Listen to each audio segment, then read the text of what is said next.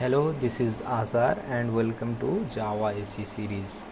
In this tutorial, we are going to talk about Java packages and classes.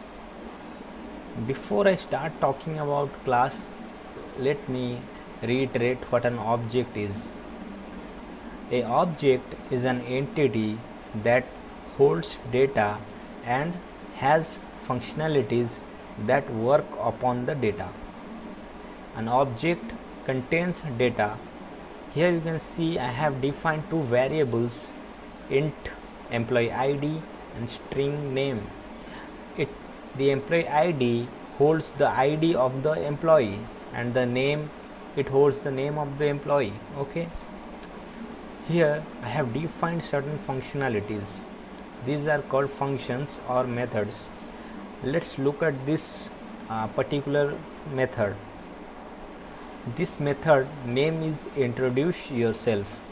You can think of, suppose there is an employee and you ask him introduce yourself.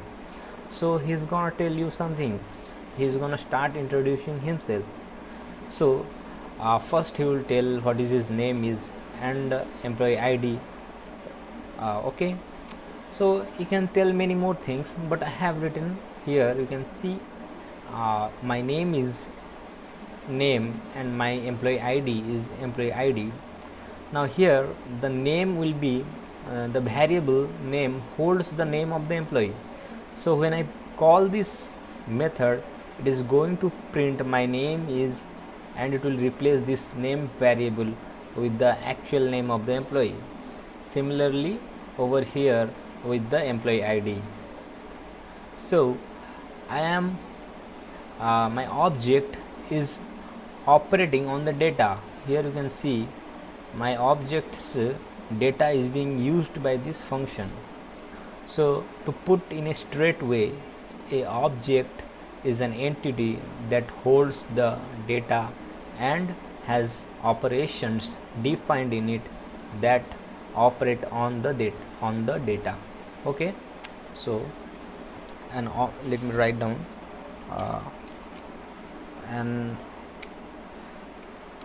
an object is an entity that holds the data and also contains functionalities that operate on the data. Okay, for example, we can have a class check even. So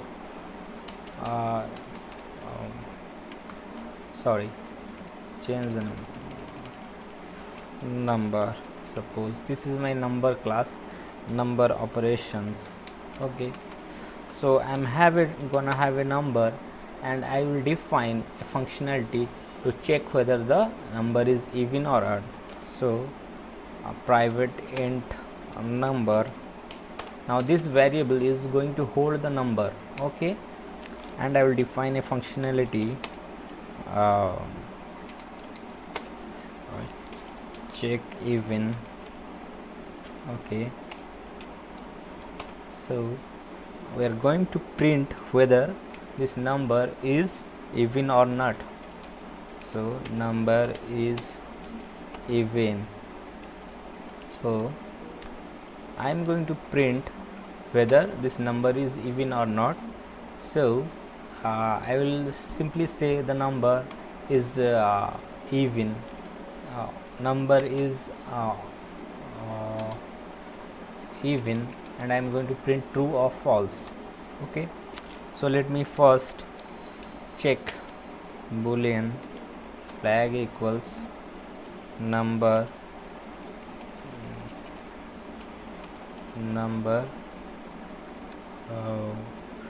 percentile 2 equals true false. So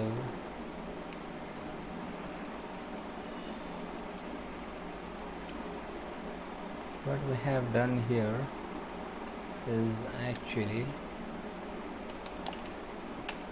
Okay, so here I am doing a modulo operation to check whether the number is even or odd.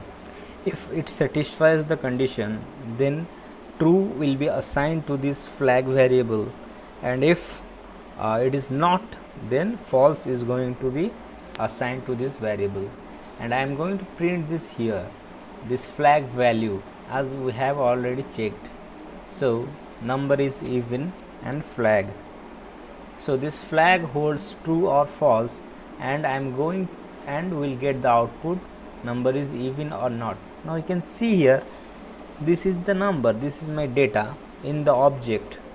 Okay, and I have defined an operation that checks whether the number is even or not. So basically what I have done is I have defined an entity that holds the data and also contains functionalities that operate on the data. Okay, so I am operating on the data over here in the functionality. That is the basic definition.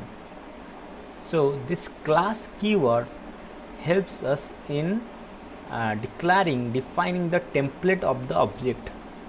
The template means what variables the object gonna hold, and the data types. Here the data type, and here is the variable number, and also the functionality I have defined here. So this class helps us in defining the template of the object, what the template gonna hold, and what are the functionality, what are the operations it is going to perform on the data. So let's move on to the employee object over here. You can see there is a functionality that we have defined here, introduce yourself, and this functionality is simply printing the name and the employee ID. So when I tell the object to introduce yourself, it is going to print these two data.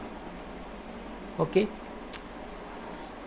now we are done with the class, but one thing here you have to see, the class contains something before it, and here we have defined it public. The class has two access specifiers known as public and default. Okay, there are two access specifiers for the class, that is public and default. Now before learning about public and default, let me explain what a package is. Okay, you can think a package as a container of classes.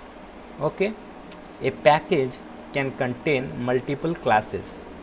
Here as you can see, we have defined two classes, class A and class B, and here there is another package and it contains a class called class D. Okay, so when a class is public, here you can see in class A is public, we have defined public class A, as in employee class, public class employee. So this employee class is present in public package. I have given the name of the package as public package. Here you can see there is another employee class. Okay, and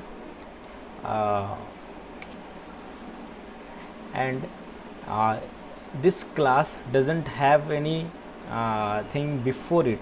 Okay, so there are no access modifiers defined for this class, but in this class, the class that is present in the public package, okay, it has a public access specifier.